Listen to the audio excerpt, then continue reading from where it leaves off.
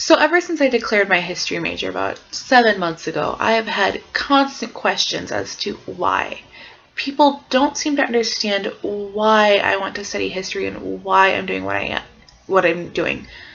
I mean, granted, they always are like, "Oh, that's super cool. I loved history in high school. But I could never study that. I don't know how you can do it." And, I just laugh it off thinking, okay, everyone says stuff like that, don't they? Right? I mean, everyone says, "Oh, you're doing such a great thing. Oh, I could never study calculus." But then I started thinking about it. Why are they saying that? Why are they saying, "Oh, I could never do that"?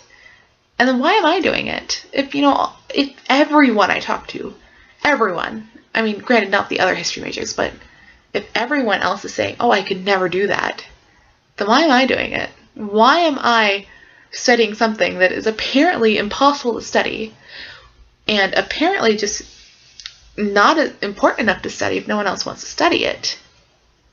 And then I realized I am studying history, and all other history majors have declared their major as history because there needs to be someone out there who will study it, who will take the time to understand all of the atrocities of the past, who will take the time to pore through all of these old documents and letters and film reels to try to make heads from tails and be able to explain why things are the way they are, why things happened the way they happened.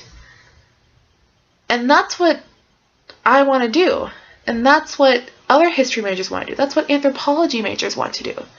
They want to be able to take all of the seemingly sensitive, all of this and exciting things that happened and put it all jumbled up all in a ball and then be able to separate it bit by bit so that other people can understand it.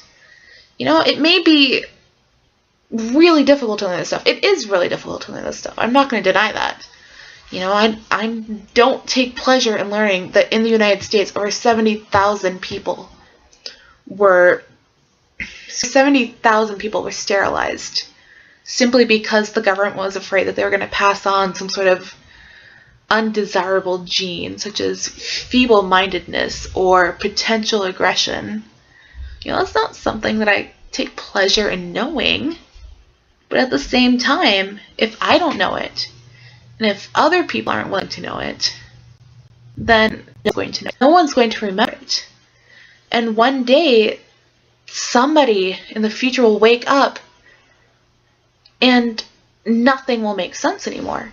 Nobody will be able to make clear decisions because they don't know what they're basing their decision on. And that's why we need history majors. And that's why I chose to be a history major, so that I can be that person to explain why things are the way they are. And I think that's the burden of the history major, is taking on all of this really depressing information and being able to explain it so that the world can understand. And that's why I think other people need to be history majors, or other people should consider at least being a history major, or at least taking a history class.